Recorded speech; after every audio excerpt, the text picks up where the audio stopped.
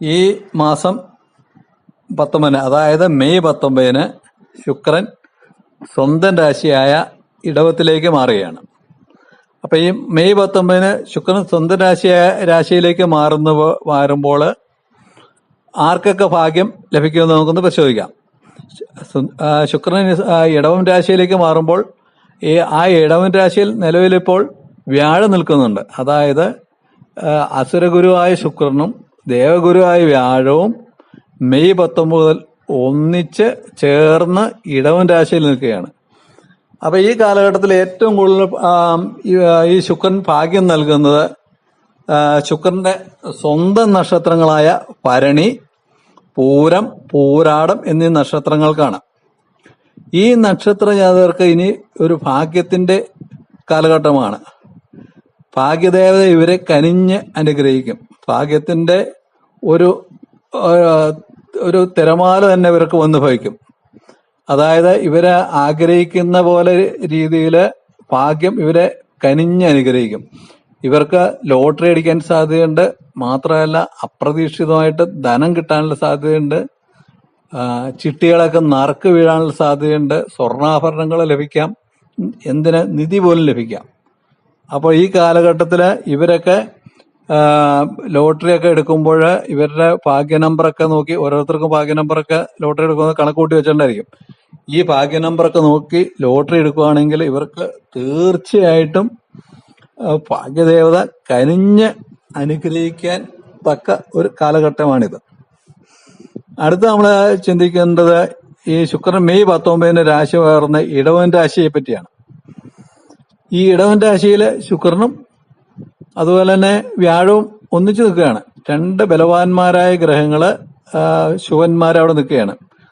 അപ്പൊ ഈ രാശിയിൽപ്പെട്ട നക്ഷത്രങ്ങളായ കാർത്തിക മുക്കാല്, രോഹിണി, മകീരം, അര എന്നീ നക്ഷത്രങ്ങളാണ്. അപ്പൊ ഈ നക്ഷത്രങ്ങൾ ഇപ്പൊ അവരുടെ സ്വന്തം ഈ നക്ഷത്രങ്ങൾ നിൽക്കുന്ന സ്വന്തം രാശിയിൽ കൂടിയാണ് ഇപ്പൊ ശുക്രൻ സഞ്ചരിക്കുന്നത്. കൂടാതെ വ്യാഴവും കൂടെയുണ്ട്. അപ്പോൾ തീർച്ചയായിട്ടും ഈ രണ്ട് ശുഭഗ്രഹങ്ങളും കൂടി കനിഞ്ഞ് ഇവരെ അനുഗ്രഹിക്കും. അതായത് ഭാഗ്യദേവത കനിഞ്ഞ് അനുഗ്രഹിക്കാനുള്ള, ലോട്ടറി കിട്ടാനുള്ള ഒരു സുവർണാവസരം ഇവർക്ക് ഉണ്ട്. അടുത്ത് നമ്മൾ ചിന്തിക്കുന്നത് ശുക്രന്റെ മറ്റൊരു രാശിയായ തുലാം രാശിയാണ്. ഈ തുലാം രാശി ശുക്രന്റെ വേറൊരു രാശിയാന്ന് പറഞ്ഞല്ലോ. അപ്പൊ ശുക്രൻ സ്വന്തം രാശി ഒട്ടും അവഗണിക്കില്ല. തുല്യ പ്രാധാന്യത്തോടെ തന്നെ കണക്ക് കൂട്ടും. അപ്പോൾ ഈ തുലാക്കൂർ നക്ഷത്രങ്ങളായ ചിത്രാര, ചോതി, വിശാഖം, മുക്കാൽ എന്നീ നക്ഷത്രങ്ങൾക്കും സൗഭാഗ്യത്തിന്റെ ഒരു കാലഘട്ടമാണ്. തീർച്ചയായിട്ടും ഈ ശുക്രഭഗവാന്റെ അനുഗ്രഹം കൊണ്ട് ഈ നക്ഷത്രങ്ങൾക്കും ലോട്ടറി ഭാഗ്യം കിട്ടുവാനുള്ള ഒരു അവസരമുണ്ട്. അടുത്ത് നമ്മൾ ചിന്തിക്കുന്നത് ഈ ശുക്രന്റെ പൂർണ്ണ ദൃഷ്ടി വരുന്ന വൃശ്ചികം രാശി നക്ഷത്രങ്ങളെയാണ്. വൃശ്ചികം രാശിയിൽ ഇനി വരുന്നത് വിശാഖ നക്ഷത്രത്തിന്റെ ആദ്യത്തെ മുക്കാല് കഴിഞ്ഞിട്ട് വരുന്ന ബാക്കി കാൽഭാഗം അനിരം, തൃക്കേട്ട എന്നീ നക്ഷത്രങ്ങളെയാണ്. ശുക്രന്റെയും മാത്രമല്ല ധനകാരകനായ വ്യാഴത്തിന്റെയും പൂർണ്ണ ദൃഷ്ടി, അതായത് 7ലേക്കുള്ള പൂർണ്ണ ദൃഷ്ടി വരുന്ന ഒരു രാശിയാണിത്. അതായത് ശുക്രനും വ്യാഴവും നിൽക്കുന്നതിന്റെ ഇരട്ടി ബലമാണ് ദൃഷ്ടി എന്ന് പറഞ്ഞത്. ദൃഷ്ടിക്കാണ് കൂടുതൽ ബലം എന്നാണ് ജ്യോതിഷപരമായിട്ട് പറയുന്നത്. അപ്പോൾ അങ്ങനെ വരുമ്പോൾ ഏറ്റവും കൂടുതൽ ഭാഗ്യം ലഭിക്കുന്ന രാശി നക്ഷത്രങ്ങളാണ് ഈ പറഞ്ഞ നക്ഷത്രങ്ങൾ. അപ്പൊ ഇവരെ തീർച്ചയായിട്ടും ഈ രണ്ട് സർവേശകാരകനായ വ്യാഴവും ഭൗതിക സുഖങ്ങളുടെ കാരകത്വമുള്ള, ആഡംബരത്തിന്റെ കാരകത്വമുള്ള ഭാഗ്യദേവത കനിഞ്ഞ് അനുഗ്രഹിക്കാൻ തക്ക രീതിയിൽ ഭാഗ്യാനുഭവങ്ങൾ ഇവരെയൊക്കെ തീർച്ചയായിട്ടും തേടിയെത്തും. അപ്പോൾ